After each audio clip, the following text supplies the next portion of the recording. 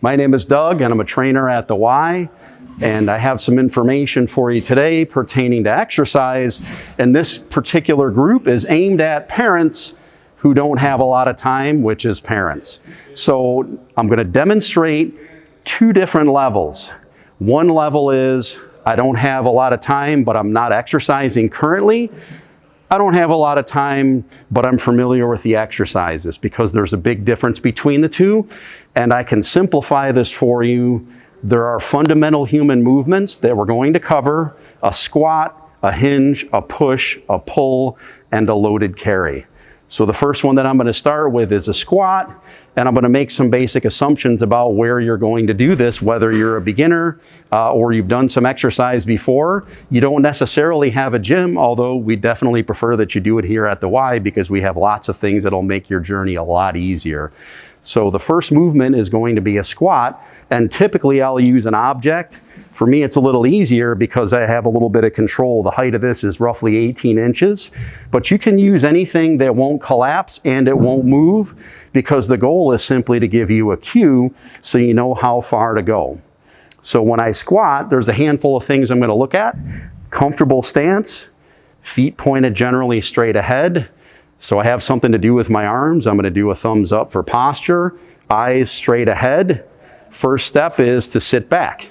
Sit back just like it's a chair. Now, you can, if you want, actually sit like I am on the box, or you can just use it as a cue, stop and come back up. If you're in the beginning group, the most important thing is not repetitions, not how hard you work, mastery of movement. Learn how to do it properly, then do it. You'll get much better results. It'll be much more efficient later on. For those of you that are already accustomed to it, you don't necessarily have to use a box, but I like it because it keeps you consistent. So I'm going to try to make sure my knees and my feet point the same direction. Back up. Light touch. As far as cadence, rather a little slower than a little faster. If it's 2, 1, 2, 3, brief pause, and then back up, that's pretty good. I find with a front squat, it helps if I have a little counterweight, because typically you feel like you're going to fall backwards. So if I have a light object, a little bit of weight, I'll hold that nice and close. So it's okay to stick your hip out. Things I'm going to try to avoid are heels coming up, knees coming forward, knees buckling in, leaning forward excessively. If any of those things happen, this is why we're going to practice. So that's our first movement, and that's the squat. Okay, so the second exercise here is called the hinge. So the two levels are, I'm just learning how to do this movement, and especially with this one in particular, because it does carry some risk with it, because there's a leaning forward. And so if you're not already doing this, you're not familiar with this, you're not good at it, you don't necessarily have to have a cool looking stick like I have. You could use a broomstick or any kind of a straight edge, and I'll show you a couple different ways to hold it. So essentially what a hinge is, the differentiation is a squat is here, I bend a lot at the knees, and the other one is a hinge. I lean forward and I use my hip muscles, but my spine stays in a nice neutral position. This is nothing more than a teaching tool. So as long as your shoulders will allow you, hip, shoulder, head, lean forward, and then return. So the teaching comes in, if I move away, I can feel that. If I round my back, I can feel that, and you can see that. And then so initially I'm just trying to get the movement to the point where I can get myself about parallel to the floor, just a little bit of a bend in the knees. And if your shoulders are really tight, maybe this one, not so much, you can just hold it against you here. That's another way to do that.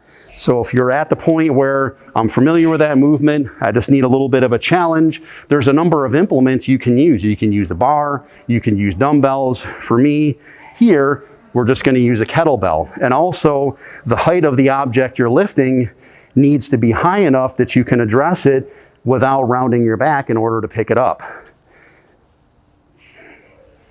And the next exercise we're going to do is a pull. It's for the large muscles in your back. So this motion here, pushing and pulling, looks identical. What makes it a pull is the direction that the resistance is, and I'm pulling it towards me. So let me first address, if you're not really familiar with this and you haven't done it, one of the ways you can reduce the difficulty level is by performing, and I'm going to use as my exercise resistance, a band. So I'm just going to sit, make sure my spine is up, nice and tall, eyes forward. Shoulders, you don't need to press them back, just make sure that they don't ride up like this. Neutral, elbows back and forward. So one of the things you can do to take this movement and make it a little bit more difficult is to stand up. Because the moment I stand up, I have to use a lot more lower body and extra muscle. Otherwise, the movement looks the same, but I'll show you as far as foot position goes, there's a couple things you may want to consider. This is pretty challenging because it's trying to pull me forward. So what I'd prefer not to see is leaning back into it. One of the things you can do to root into the ground, which is to pull yourself into the earth, split your stance, and you can switch it halfway through to make it equal, and that's a pull. Okay, next exercise is a push. So this one is for all the muscles in the front, all the big muscles in the front. So if I'm from that group where this is a new movement to me and I just want to focus here, I can simplify that down a little bit by hooking the band with my thumb so it's between my elbow and my body. And the reason I do that is because if I grab it like this, it goes across, pulls me in. It's not a lot of fun. So it's same position as the last exercise. Again, if you want to make that exercise a little more difficult and use a little bit more muscle, go from seated into a standing position and do exactly the same thing. Either symmetrical in your stance, and again, try not to lean into it, or split your stance, pull yourself down towards the floor, and that's a push. Okay. Next exercise, this would be considered a core exercise, a conditioning exercise, and if you shop and or have to carry things, a really functional exercise. It's a loaded carry, so the most basic of movements is a farmer's carry where I have an object in each hand.